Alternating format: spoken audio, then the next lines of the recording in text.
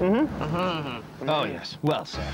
That six-night tour cost £799 in September, a good time to see the vineyards in all their glory. That's for a bed and breakfast, plus some of your other meals, served with wine, of course. Return travel by luxury coach from London is also included in the price.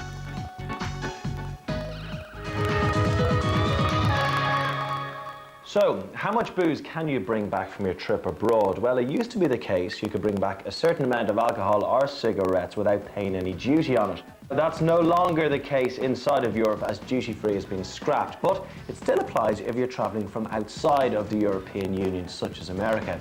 Now, those limits are 200 cigarettes or 100 cigarillos, or 50 cigars or 250 grams of tobacco. 2 litres of still table wine. 1 litre of spirits or strong liqueurs over 22% volume, or 2 litres of fortified wine, sparkling wine or other liqueurs, and 60 millilitres of perfume. On top of that, you can also bring in up to £145 worth of other goods bought abroad. Those restrictions obviously don't apply within the European Union because duty-free no longer exists, which means you can now go to your favourite French hypermarket and buy as much wine or beer as you want, as long as you don't bring it back and sell it for profit. That is an offence, and you could incur a prison sentence if you're caught. Still to come on Holiday Guides, Arabella Weir brushes up her culinary skills in Tuscany. Quello è buonissimo. And Julie Gouldens in France on the trail of some bargain champagne. The downside of a foodie holiday is you're likely to come back a stone or possibly even 2 heavier. But our next destination may provide some damage limitation. It's a gourmet cycling holiday around the Isle of Wight.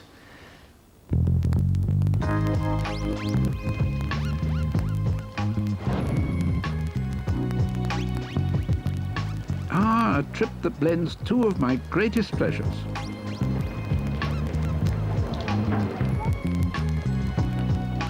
Just a little warm-up before the big cross-island jaunt tomorrow. This is what they laughingly call a cyclist paradise, is it? What goes up?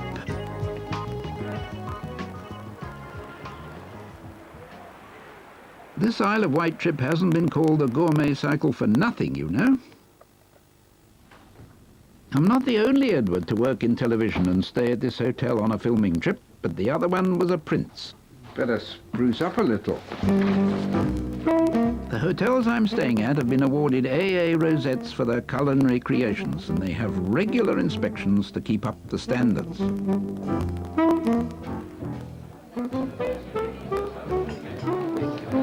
I'm having this, and this, and this. Sure. They meet my standards.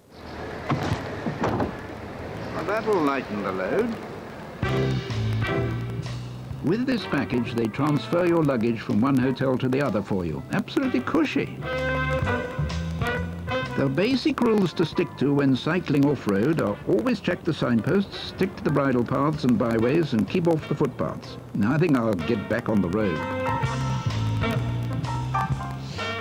Oh, I'm coming over all continental.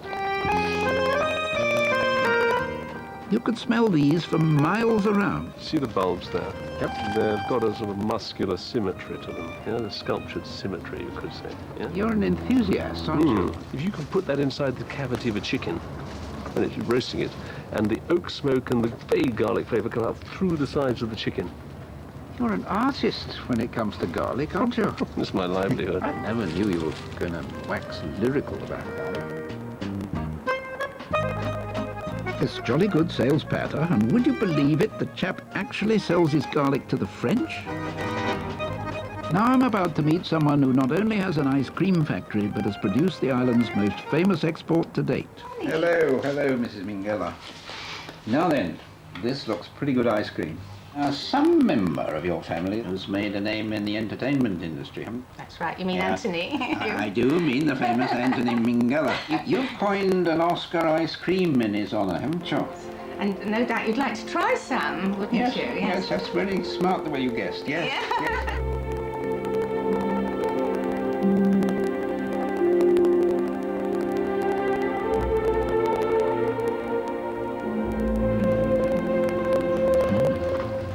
Pretty jolly good, isn't it?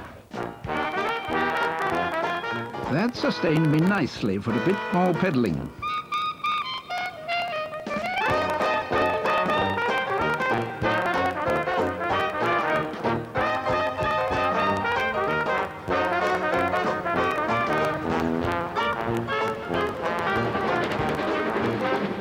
Now that looks a bit easier.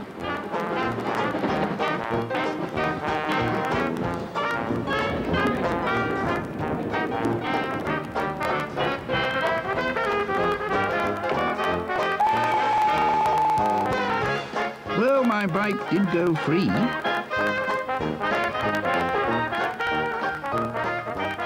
Sea View by Journey's End. Ah, I made it.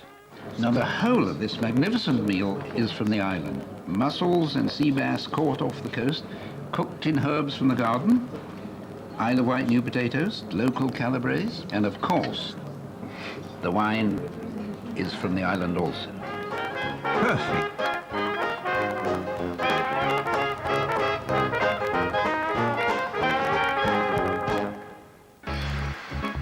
That two-night gourmet cycling break cost £238, staying half board at the George and Seaview hotels. The price includes a return ferry crossing for a foot passenger, luggage transfers between hotels and the use of a bike and helmet. Or there's a discount if you take your own bike.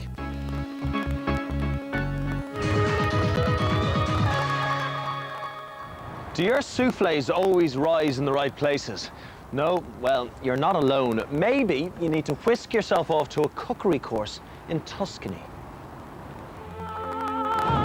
As soon as I put one foot in the kitchen, I become a little bit of a liability. As starters go, this wasn't bad at all. A bottle of bubbly and Italian nibbles. I could get used to this. Before long, I met the man who was going to take me in hand, Alistair Little, one of the big cheeses of the cookery world. Even with all this excitement, there was still only one thing on my mind. Does my bum look big in this? Don't panic, the course caters for all abilities. The average size of a group is 14, my dress size. The first lesson was an introduction to the ingredients that we'd be using over the next 7 days. I usually am. It just means sheep's cheese. It can be used instead of Parmesan. Parmesan only comes from Parma, and the only one to buy is Parmigiano Reggiano. That is the only real Parmesan. Okay, we weren't actually in Parma. This course was held in a villa near the town of Arezzo in central Tuscany. Carefully, the white bit. Try and leave the stem in, because that holds it together when we roast them. As well as demonstrations, you get the chance to gain hands-on experience. Oh, yay! You did it. It's a bit too much. No, that's fine. But it's not all cooking. The villa is an hour from Florence and there are day trips on offer. I lived here for a couple of years and decided to go it alone and revisit some of my favourite places. Lo prendo io. No, quello è buonissimo. Grazie signora. Arrivederla. Now, really, if you come to this market, San Lorenzo Market, you have to eat meat. You have to be really keen for a bit of meat, because here is the place to buy it. Now, this shop serves nothing but tripe, and in fact, the direct translation for its name is tripe you like. If all your shopping makes you feel a little bit peckish, drop in at one of the very, very nicest eateries in Florence. It's called Cibreo, and they've got everything you could possibly want, as well as lots of snacks on the bar. So if you only have a drink, it'd be worth it. Towards the end of every day, you're back in the kitchen to cook, which naturally is all about teamwork. Would you like to stir the potatoes? You can see my bracelets are heating up. They're supposed to move them about so they don't stick. Come on, put your back into it. They're all lazy on this course, I found that out. I'm the only one really pulling my weight. Sash, you weren't supposed to hear that. We should be ready to do this in about 10 minutes, the chicken. If you get a bit too hot in the kitchen, you can always pop out here and cool down with a nice Chardonnay. And that's all quite easy on the eye, isn't it? The best thing is you get to eat everything you cook. All the food is included, even the expensive ingredients like truffles. And to wash it all down, there are 21 different wines on offer throughout the week.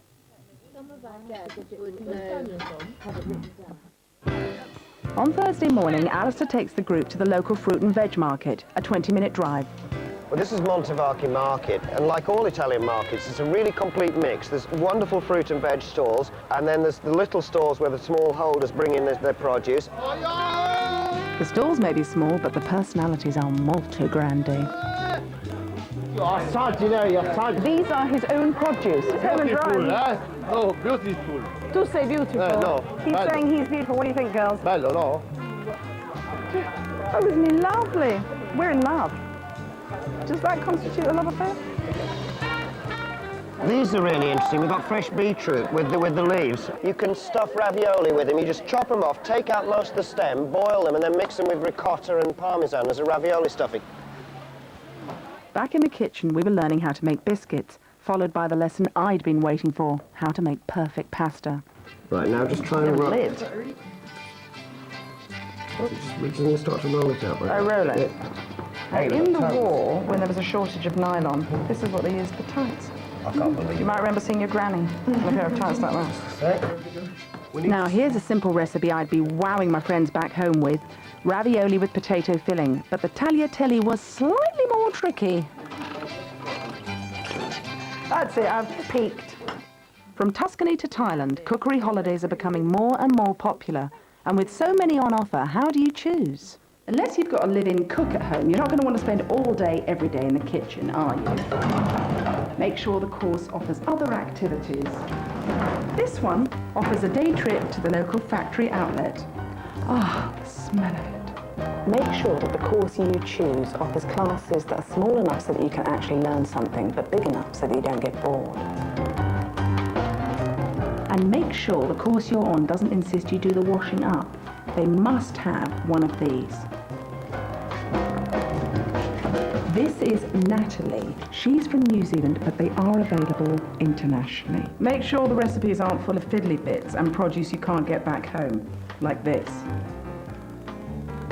That's what we in television call a comedy vegetable. Oh, hang on a minute. Hello? It's my agent. Can we cut? Yeah, now it's a nightmare. Actually, it wasn't a nightmare at all. I'd overcome my fear of cooking and made some new mates. And my last tip... Don't eat this on a first date. You've been my straight guy, haven't you? You're my Ernie Wise. Maybe except for less attractive. That week-long cookery course, hosted by a top international chef, no less, costs £1,390. The next course is in October, and the price includes 7 nights accommodation at the Fattoria Monteluci, all your meals with wine, transfers, and all excursions. Flights are extra.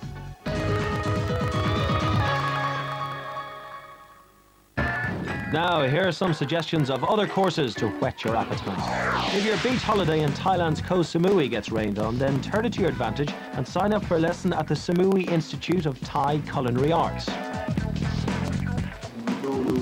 I am rolling my first ever spring roll. Courses run daily over lunch and dinner times, and you're welcome whatever your level. If you don't want to travel that far or spend that much money, you could always go on a residential curry cooking weekend in the West Country. You'll discover the secret of making fluffy rice, learn about the different spices as well as the pastes and purees, which are the essential ingredients of a perfect curry. If you're after French cuisine with a hefty helping of luxury on the side, then there's always Le Manoir aux Quatre Saisons near Oxford.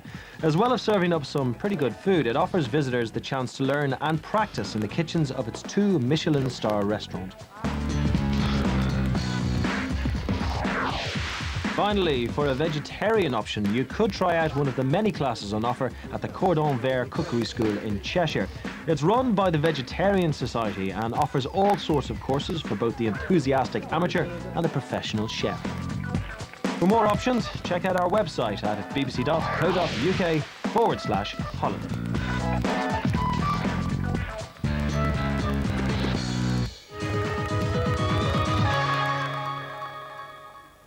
Now, Jilly Goulden heads across the channel in search of champagne.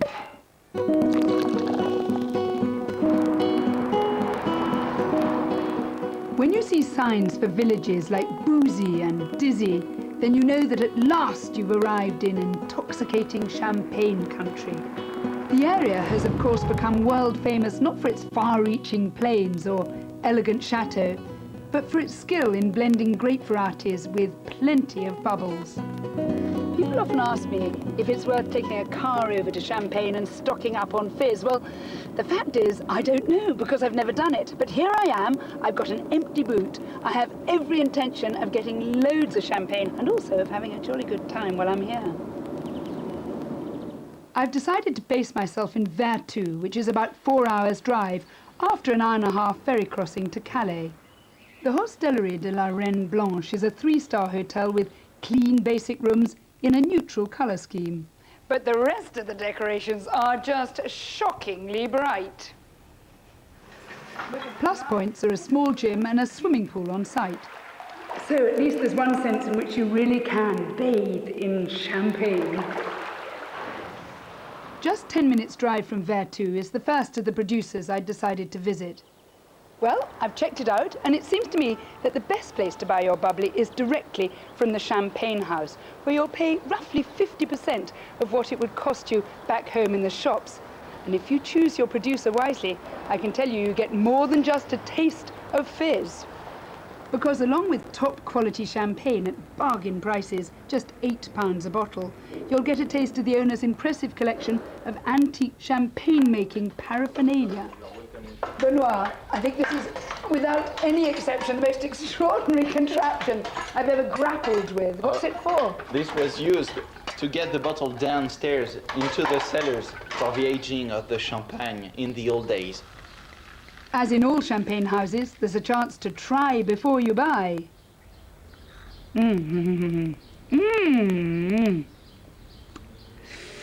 That is gorgeous. It's 100% Chardonnay, so it's very sort of melony fruit, but also that lovely floral edge. Very light, not at all sharp.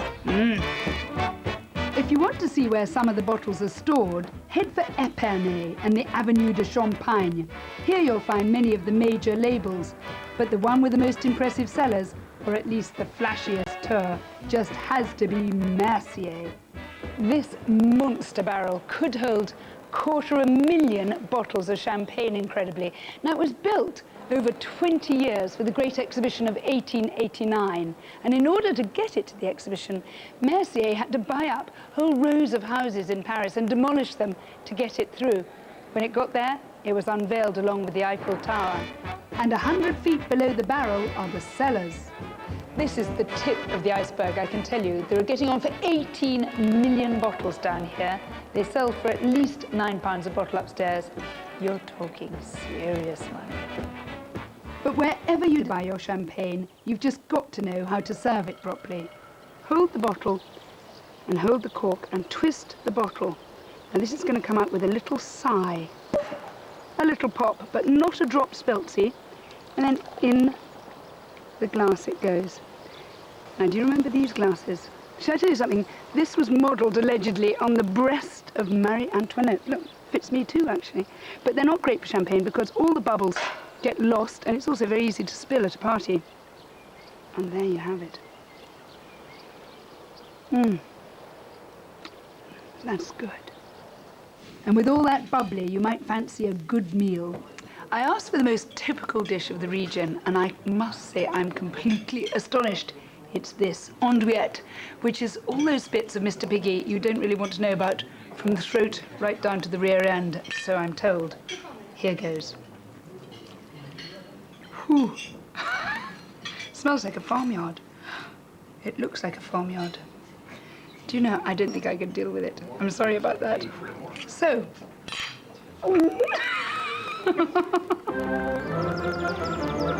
And to work off some of those calories, it's probably time for some exercise. Woo! There are lots of great things about Champagne, but being flat for cycling is one of them.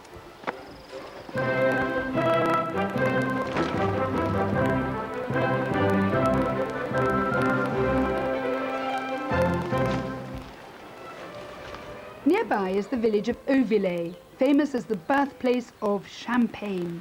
Rather a charming quirk of the region is displaying your trade outside your house in an iron sign. So as you walk round Auvillers, you see a chap up a ladder who's a fireman, you see a serious type at a desk who I'm told is a solicitor, and you see loads of champagne makers. I have no plans to move here because I tremble to think what my sign would be. And on your way back to Calais to catch the ferry, you may want to stop off at Rheims. There are some Roman ruins if that's your sort of bag, but for me the prize goes to the spectacular world-famed cathedral where lots of the kings of France were actually crowned. But no matter where you end your tour, don't forget to stock up on champagne. That 3-night break in Champagne cost from £177 based on 2 people travelling together. The price includes bed and breakfast and a return ferry crossing from Dover to Calais.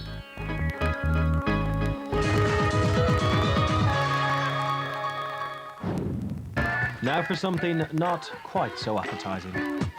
On the menu tonight, dog, cat, bat, rat, snake, porcupine. And just over there, there's a man tucking into a boiled chick embryo still in its egg. You just know there are some tastes you're never going to acquire. What we have is the feet of the chicken and prepared with a red sauce and the black bean. It is a foot. But it tastes good too. Actually, it does taste quite good. It's just so scary to look at. This is the king fruit of Malaysia. It's incredibly popular here. The locals say it tastes like heaven, smells like hell. So far, I agree with them on the smell. Let's give it a go. Disgusting. This is a delicacy. It's a grub. Oh. That's a witchetty grub. Aboriginal people ate them in various ways. Yeah. Well, I've got to tell you, mate, that the people will be expecting you to eat it. Most people eat them raw. What you do is you put the little fella on your tongue, head first, and just let him crawl down. Glutton for punishment, Kate tries herring in Holland. Here goes.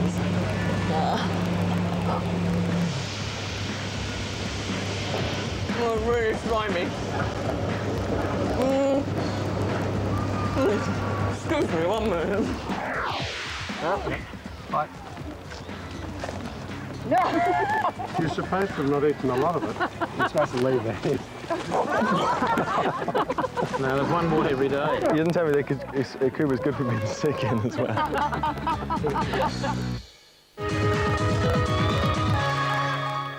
Not a gastronomic experience I want to repeat, I can tell you. You can find details of all the holidays featured on tonight's programme on our CFAX page, or of course on the holiday website at bbc.co.uk/holiday. Next time, Holiday Guides checks out family favourites. 8-year-old Scott Chisholm takes his grandparents on a child-friendly safari to Kenya. Gillian Tailforth and her children check out the Balearic island of Menorca. Matt Allwright takes his baby son Tommy to the Algarve on his first ever trip abroad. How can you not wave at that? How can you not wave at that, eh? Former Boyzone band member Keith Duffy and his family head for Disney World in Florida. Well, it's been lovely guiding you. See you next time.